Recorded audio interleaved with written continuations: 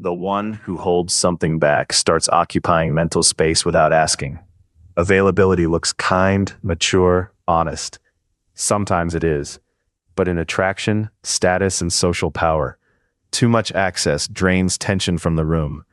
When someone can predict your timing, your mood, your replies, your whole emotional map gets flattened. People stop feeling discovery. They start feeling certainty. Once a person senses there is more to know, attention sticks. Where you went, why you paused. Now compare that with constant exposure. You text back in 30 seconds every time. You explain your intentions before anyone asks. You fill every silence because you are afraid of being misunderstood. Soon there is nothing left to wonder about. No friction, no pursuit, no pulse. This is why oversharing kills attraction faster than rejection. Rejection at least preserves edges. Oversharing removes them. When someone has your full story in the first week, your fears, your routine, your need for reassurance, they stop reading between the lines. The mind goes idle when the file feels complete. A person who does not rush to display everything appears harder to move.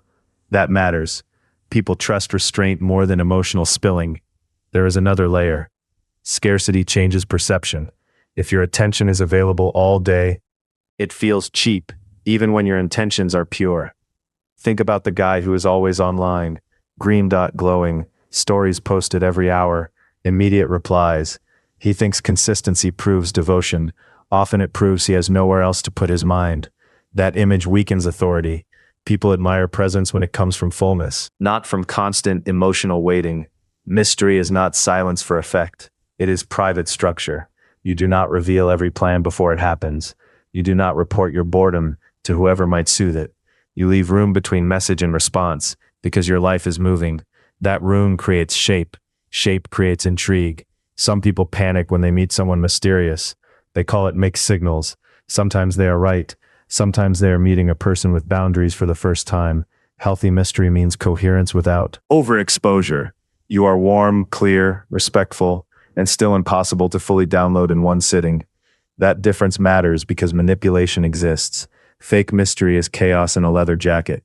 It withholds basic honesty, disappears to trigger anxiety, then returns for control. Real mystery does not manufacture confusion. It simply refuses instant total access. One builds respect, the other breeds obsession and damage. So why does availability keep tempting people? Because it feels safer. You think if you give more access, more reassurance, more effort, they will feel secure and choose you faster. Sometimes they choose the comfort. Then they stop feeling any need to earn depth. What was generous becomes taken for granted.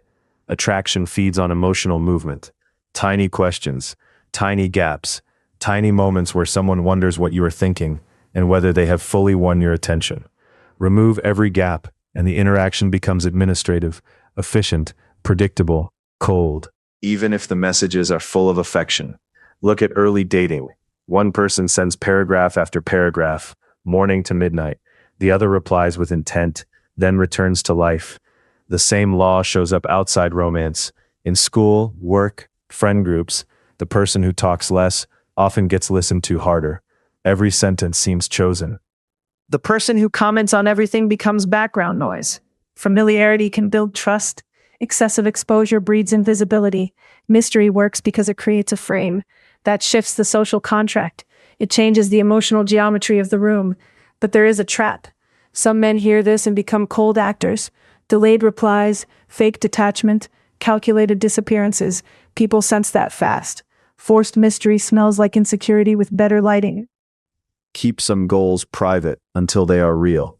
Let people discover layers through time and behavior, not through confession dumps at 1:14 a.m.